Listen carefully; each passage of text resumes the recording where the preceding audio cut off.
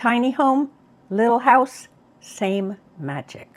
You might think they're worlds apart, and as a fact, they are, as far as financing, as far as where they're placed, and as a matter of size. Oh, and then tiny homes are YouTube stars. Little houses, not so much. They're more work-a-day. Plain Jane, maybe. Not so much charisma, I think. But why you choose either one and make it your own? Not so different. What I've noticed is that senior tiny homeowners and little housers, don't know what else to call them, have landed on the same needs and wishes going forward in the next years. It's about stretching our space and also stretching our lives, who we are, how we see the world, how we want to be here.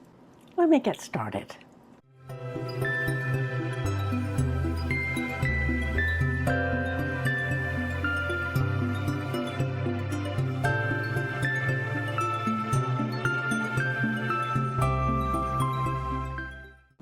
Before I dig right in, and I know this is not a tiny request, nor even a little one, please subscribe. It lets YouTube know that we seniors appreciate authentic content, material that comes from the heart and that pertains to who we are, us. And that thumbs up like, I get to the end of the day, this one really appreciates it if I'm in a good mood. I think you could guess that. So yeah, that little like button, thanks. For those of you who don't know me yet, welcome. I started this channel because I own a little house and I love to talk about it. It's actually so little, it's hardly bigger than a tiny home. It's on its own lot in town. I've been here for 6 years and my house was new. That's where I'm coming from in this video, just so you know. And I do want to say that my comments here are generalized. You might find some of them stereotyped, or you may be a person where the exact details don't quite fit. I hope you'll forgive me, but I think you'll see my point. I have 3 different flavors of magic, and I'm going to start with magic about space. What's magical about space for tiny homes and little houses? Oh, so much. But let me talk about 2 things. One is that tiny homers and little housers, as I've noticed, because I see this in myself, we get obsessed with space. Obsessed. I don't think I've ever seen this in folks with big houses, or even folks with medium-sized houses. When you get to itty-bitty, it really matters. You're going to think about every inch. How much room you want for your bathroom, how big your bed will be, and whether you have room for a dishwasher. Every single little item. Now the fallout of that is, in my experience, folks who go through that end up really identifying with their spaces. Why? They've chosen exactly what suits them. Their tiny home or their little house becomes kind of their baby. Mine isn't quite the baby Brecky is, but it's still my baby. I think you tiny homers are going to recognize that one. And then there's this other magic that we have in our spaces. All of us in some way or another have incorporated the outdoors into our sense of living. Now we might have figured this out architecturally with a deck, a patio, enclosed porch, that kind of thing. Those extend our social spaces, allow us to have more visitors than we can fit in our little interiors. But they also bring us to this magic of nature. We all know how important nature is to all of us. It makes us feel alive, lets us breathe fresh air. These are elements that tiny homers and little housers focus on in their lives. They've made it part of their everyday. And yeah, seeing the light, the rustle in the trees, a flower bloom, a bee light on pollen, that's magic. And I will say, even those who don't have quite enough space outdoors to add a deck or a patio, or maybe their home is a bit more basic, you still see nature incorporated into their stoops. Chairs outdoors where they can have a little sit. Some quiet, magical space for them. My second type of magic that both tiny homers and little housers share, life magic. And it goes like this. Most all of us have really examined our budgets.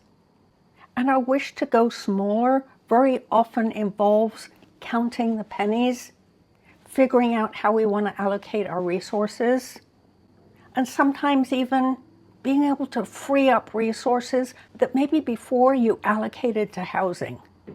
Freeing those up so you can have a different kind of life. You hear about folks wanting to travel or wanting to take it easy, less maintenance.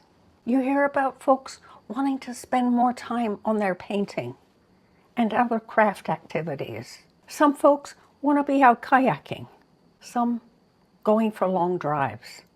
At any rate, they've oriented their budgets, downsized the housing proportion of that, so that there's more to spend in other areas, or simply to free themselves up from the burden of always being tight financially. Now the corollary to that, of course, downsizing the stuff. And I'm going to bring this up, although it does seem extremely obvious, right? You've got to have a lot less stuff if you move into a tiny home or a little house.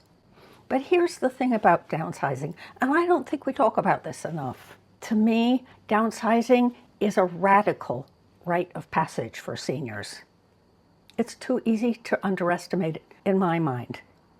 The way I think about it, we're spending time, considerable amounts of time, weeks, months, sometimes years, deciding how we want to shape our futures. That's what we're doing when we're working through our stuff, trying to figure out what to give away, what to give to relatives, and what to keep for ourselves. Every little piece. We're deciding what's to be ours going forward.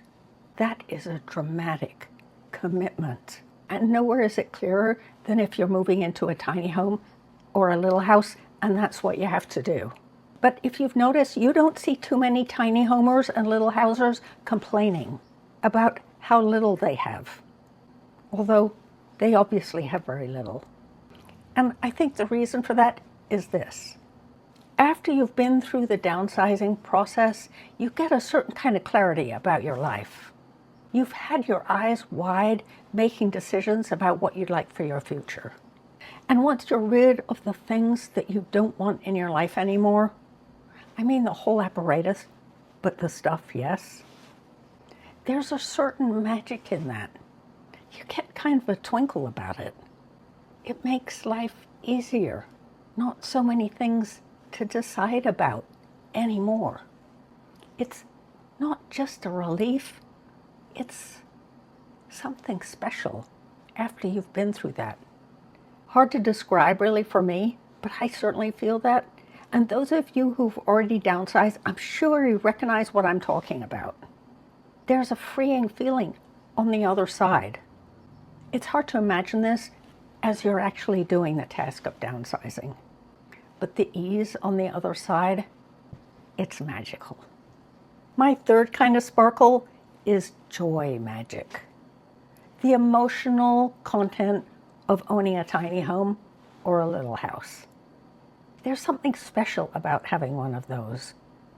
Apart from all the nitty-gritty that goes into choosing one and owning one.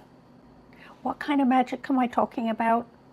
I'm talking about the feel of connecting. Tiny homes, very often you'll find those in communities. And they can be communities of like-minded folks, deliberately established that way. Not always, but very often, especially for seniors. Little houses, those two, they come in neighborhoods and communities. You don't see little houses amongst big houses. The way I think about it is like this. Folks who own big houses don't want little houses in their neighborhoods. I suppose it's not good for property values. But I think you can observe, as I do, there tend to be a whole lot of little houses together.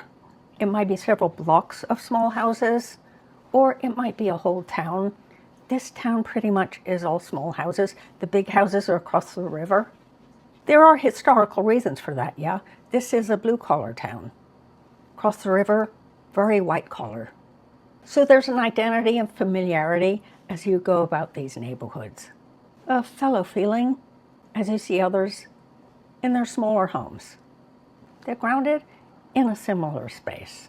The other thing that I've noticed that counts as joy space, it's literal joy. Almost every tiny home owner I've seen beams with pride. They're lit up by their homes. They love to show them off. They talk about how they design their properties, what they thought about, what mattered to them, what their plan was, how they budgeted. And they're grinning. They're sparkling. As for little housers and their sense of their spaces, there seems to be so much gratitude. They're satisfied with their choice. They feel at home in their space, settled, content. That's magical too. It's such a rarity these days, that feel of joy and contentment. Now, those of you who own tiny homes and little houses, speak up in the comments. Where do you find magic in the experience?